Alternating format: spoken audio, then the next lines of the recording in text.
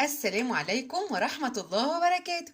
ازيكم يا حلوين؟ عاملين ايه؟ يا رب دايما بخير وصحة وسعادة وهنا يا رب العالمين.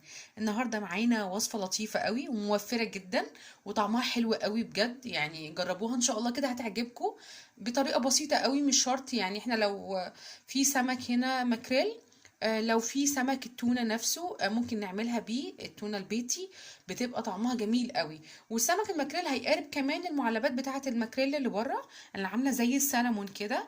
بتبقى حلوه قوي. بيبقى طعمها بصراحه حلو، ووجبه يعني بتبقى غذائيه جدا وبتفيدنا طبعا، لان احنا عارفين السمك وفوائده عامله ازاي يعني. فمعانا دلوقتي سمك ماكريل. الكميه اللي انت عايزاها، انا عندي كيلو ونص. هنعمل بيها التونة البيتي.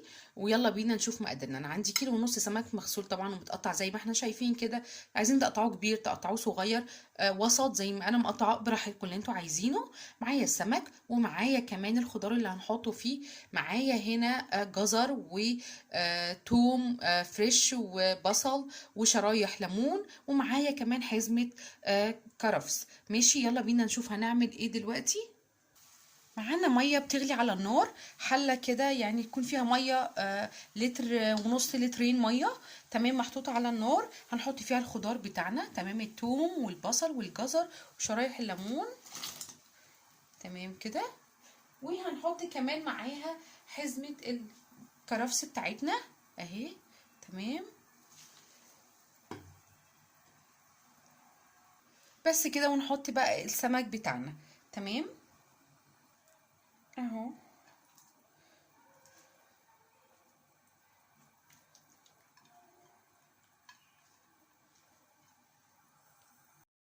اهو يا حلوين. هنحط ايه بقى دلوقتي تاني؟ هنحط طبعا البهارات بتاعتنا.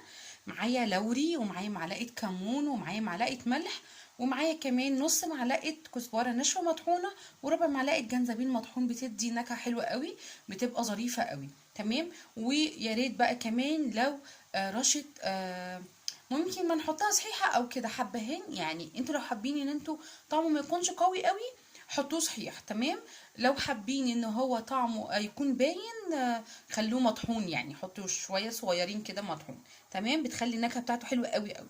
بس كده احط بقى الحاجه بتاعتي كده. هنقلبهم بس في بعض كده يا حلوين. بس هنسيبها بقى كده تغلي مع نفسها. اول ما تقوم بس يعني شويه كده صغننين وهي بتغلي كده، نوطي عليها زي ما بنوطي على الرز بالظبط. تمام كده. ونسيبها مع نفسها من ساعه وربع لساعه ونص، علشان اصلا الماكريل بيبقى لحمه ناشف شويه، اللي هو قاسي شويه، يعني يوصل بس الطعم بتاعه يبقى مستوي وطعمه مظبوط. تمام كده. والميه زي ما احنا شايفينها بتبقى مغطيه الحاجه بتاعت الخضار والسمك بتاعي بالظبط كده زي ما احنا شايفين. تمام. بس يا حلوه انا كده هوطي عليها بقى واسيبها مع نفسها ساعه، ساعه ونص. اهو يا حلوين التونه بتاعتي السمك يعني اهو، زي ما احنا شايفين كده. انا طلعته يهدى بس في طبق. تمام. ومعانا هنا ادي الخضار بتاعنا اللي كان فيه يعني بتسلق، والميه دي مش هرميها، الميه دي هستخدمها كمحلول حفظ، هنحفظ فيه التونه بتاعتنا. وفي حاجتين ممكن نعملها، ممكن نعمل كده نسيبه بس يهدى زي ما احنا شايفين كده، يهدى شويه، وبعد كده هنشوف ايه الخطوه اللي هنعملها بعد كده. وممكن نطلعه اول ما يبقى سخن على ميه ساقعه على طول، ونقشره ونظبطه يعني نشيل طبعا الشوك ونشيل القشر اللي فيه ده. وبعد كده برضو نعمل الخطوة اللي انا هعملها بعد كده، بس انا مش هعملها دلوقتي. تمام، مش هعمل بالمية دلوقتي. هو بيبقى في التونة اكتر كمان، علشان التونة بيبقى لحمها طبعا اقوى من الماكريل وكده. تمام اهو. اهو يا حلوين، تعالوا بقى نشوف هنعمل ايه. انا دلوقتي زي ما قلت لكم الخطوه ان انتوا تحطوا ميه وتطلعوا من الميه، مثلا البوله دي فيها ميه، تحطوا هنا السمك وبعد كده تطلعوه ميه متلجه تكون ساقعه يعني. انا مش هعملها، انا سبته يبرد زي ما احنا شايفين كده. تمام. وتعالوا نشوف هنقشره ازاي. بصوا كده، بحاول ان انا بالراحه خالص كده. كده كده هو مش مهري، يعني اتساب فتره كبيره على البوتاجاز، بس مش مهري خالص. تمام. بس بفضل انضف فيه كده، اشيل اللي هو القشره بتاعته من بره. تمام. انا بس هعمل معاكم دي والباقي بعد كده اعمله. بوريكم بس ازاي يعني احنا بنشيلها. بصوا هنا كده، نسحب ايه معانا هنا كده القشرة اللي هي في الجنب دي، الشوك يعني، وبس كده تمام. بعد كده بعمل ايه، ثانية واحدة، بصوا عشان هو اهو يعني مش مهري، بصوا ماسك نفسه ازاي مع انه قعد فترة كبيرة. بشيل دي، بروح شايلاها اهي، الشوكة حتى دايبة خالص مني تمام. بس كده اهو، ما بيبقاش فيه شوك خالص اهو يا حلوين. يبقى من بره نجيب، بشيل القشر ده بقى كويس وكده. هكمل بقى الكمية وارجع لكم نشوف هنعمل ايه. نحطه عندنا برطمان، عندنا برطمانات صغننه، كل برطمان على قد الوجبه نفسها، مفيش مشكله، انا مش عندي صغير كله يعني حجم واحد.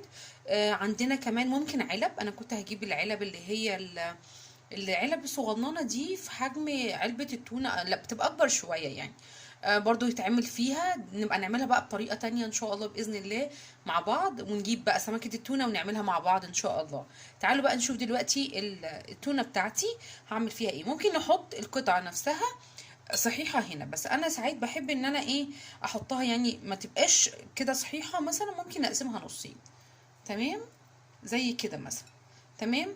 فبس انا دلوقتي هحطها صحيحة معاكم خلاص كده، على حسب بقى ما انتم ما بتحبوها، مفيش اي مشكله، هما تطلع تبقوا تعملوها يعني تدوسوا عليها بالشوكه وكده يعني تمام. هحطها بقى معايا هنا في البرطمان بتاعي اهو. خلصنا كده اهو معانا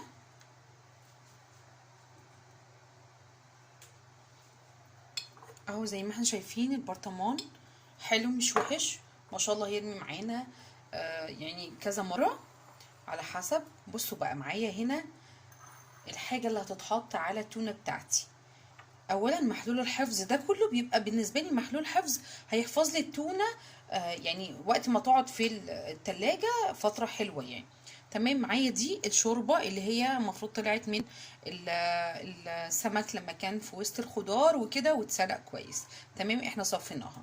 ومعايا هنا نص كوبايه خل او اقل شويه، ومعايا ربع كوبايه زيت.